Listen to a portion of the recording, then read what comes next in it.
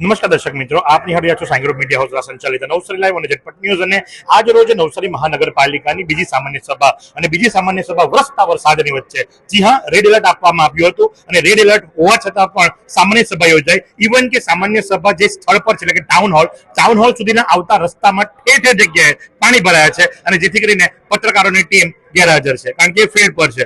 પણ અમારી ટીમ મોટી છે, સાંઈ ગ્રુપ મીડિયા હાઉસ આપ જાણો જ છો, અને અમને ઓર્ડર હતો કે 4 વાગે અમારે આ કવર કરવાનું છે. અમે 4:10 પહોંચ્યા. 100% હાજરી વચ્ચે આ યોજાયેલી સામાન્ય સભાની અંદર મેયર ના અધ્યક્ષ સ્થાને જયારે યોજાય છે ત્યારે મેયર સાથે સીધા વાતો કરીશું. એક તો રેડ એલર્ટ છે અને રેડ એલર્ટ ની અંદર પણ તંત્ર સવારથી દોડધામ, આપ પોતે દોડો છો, અમે જોયું, કમિશનર દોડે છે, અમે જોયું, પણ છતાં પણ આજે સામાન્ય સભા રાખવી પડી. અને એ સામાન્ય સભાની અંદર 7 કામો હતા. કેટલાના કામો હતા, મંજૂર સર્વાનુમતે થઈ ગયા એ આપણને ખ્યાલ જ છે. શું જણાવશો આ વિશે? સામાન્ય સભા આગળથી નક્કી હતી. સવારે વરસાદ ઓછો હતો, બપોરના શરૂ થયો અને છતાં પણ 100% લોકો હાજર છે. આમની પહેલા સવારે 10:30 11 વાગે પણ એક અહીંયા મીટિંગ થઈ અને એના માટે તંત્રએ જે કામગીરી કરવાની છે એમની પણ ચૂંટાયેલા પ્રતિનિધિઓ સાથે બેઠક થઈ. અને સવારથી અમે બધા જ જે તે વોર્ડના અને અમારા મ્યુનિસિપલ કોર્પોરેશનના કમિશનરથી માંડીને નીચે સુધીનો તમામ સ્ટાફ પોતપોતાની વ્યવસ્થામાં ગોઠવાઈ ગયો છે. તંત્ર સજાગ છે, કંઈ પણ પરિસ્થિતિ આવે તો તમામ જગ્યાએ વ્યવસ્થાઓ ગોઠવાઈ ગઈ છે. સાથે જો વાત કરવામાં આવે તો રેડ એલર્ટ આપવામાં આવ્યું છે. નવસારીની અંદર માત્ર 1.5 ઇંચ વરસાદ પડે તો પણ વોટર લોગિંગ થઈ જાય છે. મેં આપને જણાવ્યું મુજબ કે ટાઉન હોલ આવતા સુધીના માર્ગની અંદર અમારે ઘણી બધી વખત પાણીની અંદરથી ગાડી કાઢવાનો વારો આવ્યો છે. 1.5 થી 2 ઇંચ વરસાદની અંદર આખું નવસારી જે ખરું એ જળમગ્ન બની જાય છે. અને ખાસ કરીને સરબતિયા તળાવ, આપણે અત્યારે ડીઝલ પંપ ત્યાં મૂકી દીધો, પાણી બહાર કાઢવાની પ્રક્રિયા શરૂ થઈ ગઈ, એ પણ અમે જોઈને આવ્યા. એ વિશે શું જણાવશો? વરસાદ જે આપણે બધાને ખબર છે કે વર્ષોથી જે વરસાદ પડતો હતો એ વરસાદ કદાચ આ વરસાદની શરૂઆતના 15 દાડામાં આખી સિઝનનો વરસાદ એક સાથે પડી ગયો છે એવું કહીએ તો કંઈ ખોટું નથી. કારણ કે જે વરસાદ ધીમે ધીમે અંતરે પડતો હોય એની જગ્યાએ જ્યારે પડે છે ત્યારે સામટો પડે છે. એને લીધે તળાવનું પાણી ભરાઈ ગયું છે, એનું આઉટલેટ ખોલી દેવામાં આવ્યું છે.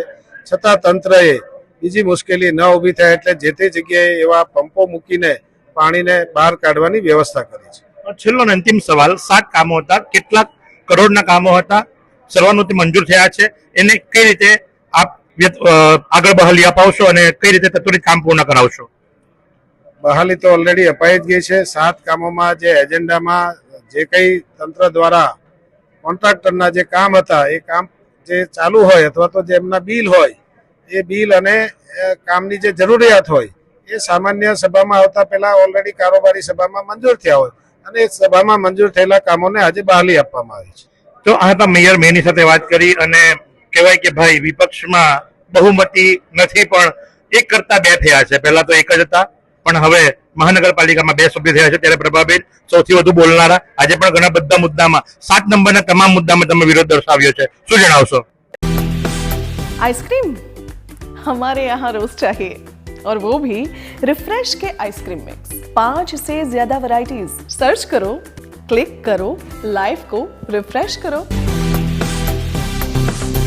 પહેલી વાત તો મારે નવસારી મહાનગરપાલિકાના મેયર શ્રી અને કમિશનર શ્રીને કહેવું છે કે પ્લીઝ અમે 2 સભ્ય છે, અમને કામ જોવાનું આપો.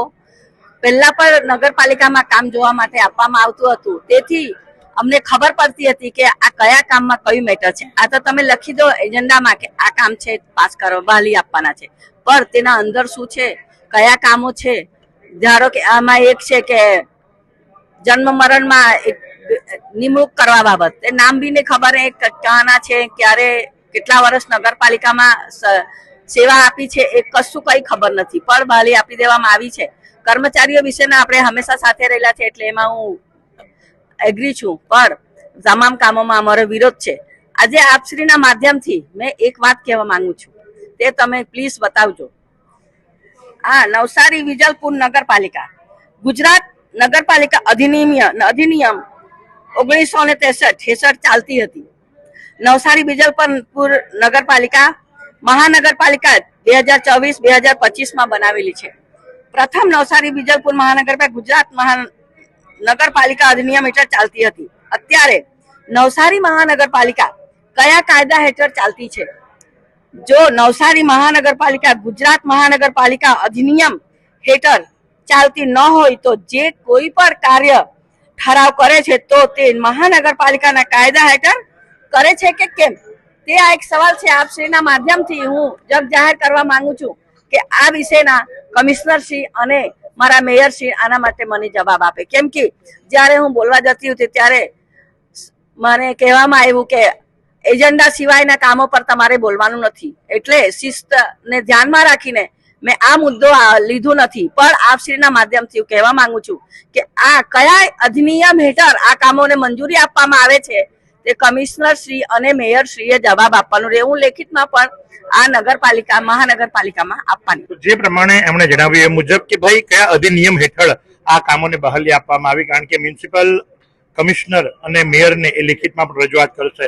તો મહત્વની વાત એ છે કે ભાઈ વરસતા વરસાદની વચ્ચે પણ આજે મહાનગરપાલિકાની અંદર બીજી સામાન્ય સભા અને બીજી સામાન્ય સભાની અંદર 7 કામોને પૂર્ણ બહુમતથી બહાલી આપવામાં આવી છે. જો કે વરસતા વરસાદની અંદર યોજાયેલી આ સભા સામે અનેક પ્રશ્નો પણ ઉઠવા પામ્યા છે. તો આ જ પ્રમાણે આવા અવનવા સમાચારો માટે આપ નિહાળ કરો નવસારી લાઈવ અને Jhatpat news camera person Shail Rajput સાથે હું મહેશ ભટ્ટ. इतने सारे मुखवास, यही सोच रहे हो ना आप? रिफ्रेश के पास है मुखवास की बड़ी रेंज. सर्च करो, क्लिक करो, लाइफ को रिफ्रेश करो.